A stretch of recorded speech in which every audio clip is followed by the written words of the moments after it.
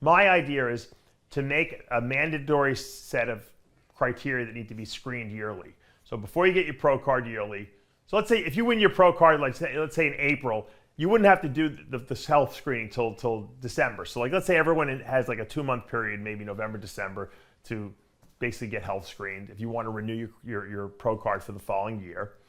And there's certain tests that we would agree upon that would be good.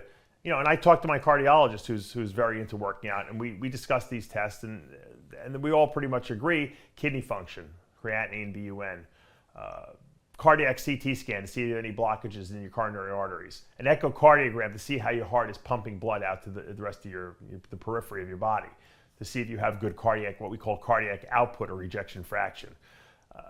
These are no-brainers right here. And what I just mentioned, echocardiogram. Echocardiogram.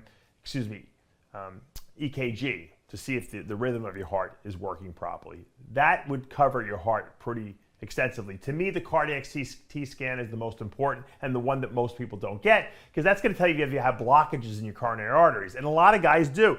Callie Muscles in the hospital, God thank you that you didn't take him.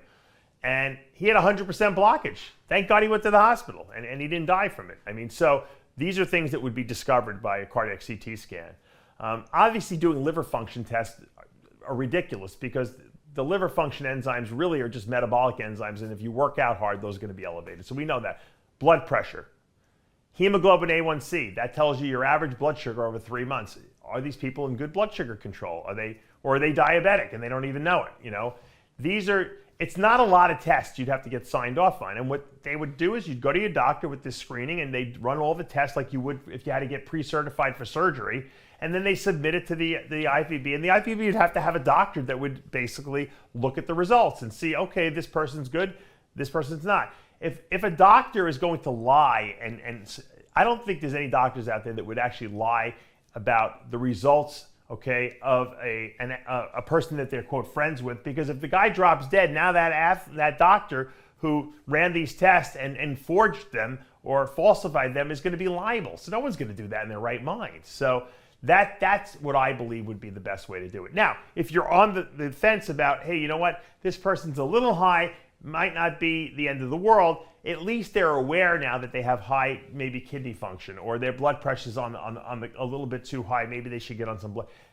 You don't necessarily have to disqualify them from competing, but at least you're letting them know, because maybe they would never have checked this out on their own, you know.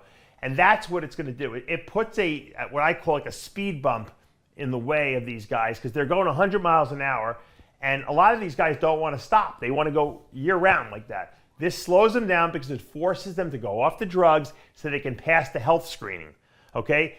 And in doing so, it lets their body clean out and have a little bit of an off time rather than never giving the body a break. And we know when you don't give an engine a break, it breaks down, okay? So I believe this would be the right way to do it.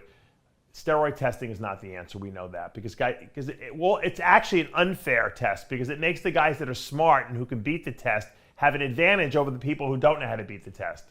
So that's not going to work. So you got to screen for health. If you want to take drugs, you do what you want, as long as you're healthy. If you're not healthy, you don't compete.